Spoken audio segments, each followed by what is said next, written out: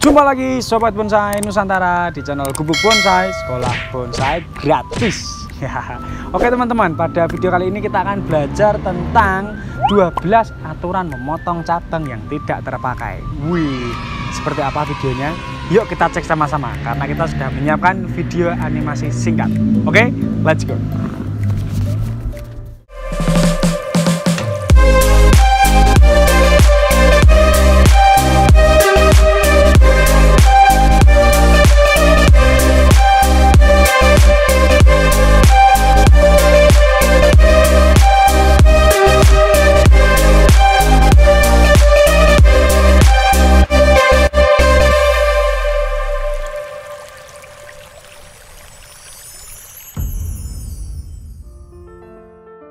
Oke teman-teman, ini kita sudah ada satu gambar ilustrasi bonsai naturalis, yaitu semi formal. Di sini kita bisa lihat dengan jelas.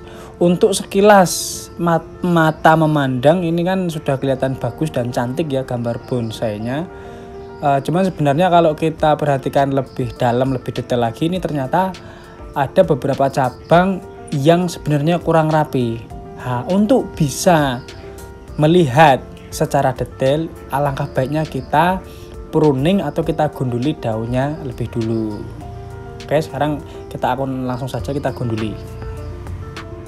Oke, jadi setelah kita pruning atau kita gunduli semua daunnya, kan kita bisa lihat secara detail kira-kira mana nih cabang yang kurang bagus atau kurang sesuai. Nah, ini sebelum kita mulai tentang 12 aturan pemilihan cabang, ini teman-teman bisa perhatikan dulu dan didalami kira-kira mana ya yang sebaiknya dipotong.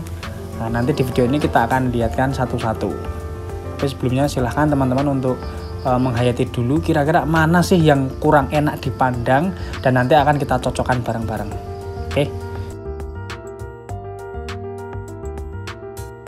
Oke teman-teman, sekarang di layar kita ada dua buah ilustrasi gambar bonsai yang sama dengan yang awal tadi. Jadi yang sebelah kiri ini adalah before atau sebelum, kemudian yang kanan ini adalah after atau sesudah. Cuman yang sebelah kanan ini, yang after ini nanti akan kita potong sama-sama. Kita akan kasih list, kita akan kasih nomor mana aja sih yang sebaiknya dipotong sesuai dengan ke-12 aturan pemilihan cabang yang tidak terpakai. Nah, jadi akan kita tunjukkan satu-satu. Oke, menuju ke aturan yang pertama atau yang nomor 1, cabang atau tunas yang berada di bagian bawah teman-teman, yang ada di sekitar ground maupun yang ada di sekitar akar, itu sebaiknya kita potong. Karena apa? Karena cabang yang berada di bawah ini memang kurang sesuai atau kurang bagus untuk dijadikan cabang bonsai. Kemudian tunas-tunas ini nanti juga akan menutupi wajah atau muka dari bonsai itu sendiri. Jadi yang di bawah ini sebaiknya kita potong. Kemudian aturan yang kedua teman-teman, atau cabang yang nomor 2 ini. Dalam istilah bonsai itu juga ada yang menyebut cabang yang mencolok mata. Jadi cabang ini seolah-olah menjorok ke arah mata kita ya. Jadi kalau ada cabang yang menuju atau menghadap ke arah mata kita atau ke arah kita begitu, itu juga sebaiknya kita potong. Jadi selain dia juga menutupi, itu biasanya mengganjel di pandangan gitu. Nah, hal ini tuh juga kurang bagus dan kurang baik kalau dibuat dalam cabang bonsai. Kemudian aturan yang ketiga teman-teman, cabang yang berada di ketinggian yang sama atau yang sejajar itu sebaiknya hanya salah satu yang kita pakai, dan pastinya yang satu kita potong. Untuk menentukannya kita bisa cari tahu ini mana cabang yang kira-kira lebih natural atau yang lebih otentik, yang lebih enak. Seperti di gambar ini kan ada sebelah kanan dan kiri. Kita bisa lihat yang lebih enak itu biasanya dia mengikuti bentuk lekuk dari bonsainya. Jadi yang mengikuti gerak dari bodi bonsai itu yang biasanya kita pakai. Sedangkan yang sebelah kiri seperti yang di gambar ini kita potong, karena ini nanti juga akan mengurangi kecantikan dari bonsai itu sendiri. Aturan yang keempat, tidak boleh ada cabang yang berbentuk paralel dan berdekatan antar kedua cabang. Nah, jadi contohnya seperti pada gambar nomor 4 ini teman-teman. Di sini kita bisa lihat ada dua cabang yang tumbuhnya itu ke arah yang sama dan berdekatan antara yang atas dan yang bawah. Nah, jadi ini kita harus pilih salah satu mana yang harus kita buang dan mana yang harus kita pakai. Kita bisa perhatikan dulu, kita bisa cocokkan kira-kira mana ya yang lebih nampak natural dan lebih sesuai.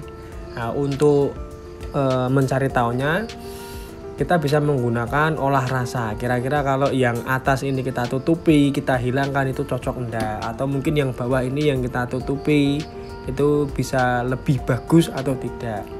Nah, pada kasus ini ternyata yang nomor 4 yang di atas ini yang kita buang. Nah, jadi teman-teman jangan bosan-bosan juga untuk melatih olah rasanya, melatih imajinasinya, dan sering-sering menonton pohon supaya kita juga bisa lebih menyatu dengan pohon itu sendiri. Kemudian aturan yang kelima, cabang yang berada berdekatan di tempat atau di area yang sama itu juga sebaiknya kita hindari teman-teman. Seperti pada video, seperti pada layar yang nampak ini kan cabang yang nomor 5 ke bawah itu terlalu berdekatan dengan cabang yang di bawahnya. Nah, ini nanti kalau kita pakai terus akan bertubrukan, akan bertemu. Maka yang nomor 5 ini kita potong. Lanjut ke aturan yang keenam. Jika ada cabang apapun itu yang terlihat terlalu mencolok di antara cabang yang lain atau keluar jalur dari mahkota, ini juga sebaiknya kita potong, kita press, karena cabang seperti ini nanti bisa mengganggu pertumbuhan cabang yang lain. Nah, nanti juga bisa berakibat fatal, yaitu mati jalur atau mati cabang. Jadi semua yang kira-kira keluar dari area mahkota yang terlalu mencolok keluar itu sebaiknya juga kita potong. Lanjut ke aturan yang ketujuh teman-teman. Jadi berbagai macam ranting dari cabang manapun yang kira-kira tumbuhnya itu berlawanan arah dengan muka bonsai itu sebaiknya kita potong. Karena selain dia arahnya membelakangi kan dia juga nggak nampak. Jadi sebaiknya itu kita potong.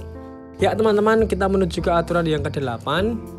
Nah, ini cukup sederhana dan mudah. Cabang yang mengarah ke bawah menukik dari cabang manapun itu kita potong. Nah, ini kan cukup gampang, simple. Kemudian aturan yang ke-9 juga sama. Ini berlawanan arah. Cabang yang menghadap naik ke atas itu juga sebaiknya kita potong. Aturan yang ke-10, bagian pucuk atau ujung dari batang utama bonsai itu sebaiknya juga kita potong. Dengan begini maka pertumbuhan pohon itu bisa lebih terjaga, karena energi atau nutrisi dari bawah itu dapat disalurkan ke seluruh bagian pohon secara merata. Jadi tidak hanya terfokus pada ujungnya saja teman-teman, seperti itu. Aturan yang ke-11, jadi teman-teman, aturan ini nanti berlaku pada pohon bonsai yang sudah memiliki banyak cabang. Jadi dari cabang utama itu nanti biasanya akan tumbuh atau keluar cabang-cabang sekunder. Lalu yang kita potong itu ujung dari cabang utamanya saja. Jadi seperti nampak pada video ya yang nomor 11 itu, yang kita potong cuman bagian ujungnya saja. Ya, kemudian aturan cabang bonsai yang terakhir teman-teman, yang ke-12, ini cukup sederhana juga. Jadi cabang yang boleh tumbuh atau yang lebih ideal tumbuh itu yang kira-kira tingginya 1/3 tinggi dari pohon. Nah, jadi kalau ada cabang-cabang yang terlalu pendek, yang terlalu di bawah itu sebaiknya dipotong supaya nanti hasilnya juga bisa lebih bagus, lebih natural, dan pohonnya bisa nampak lebih tua.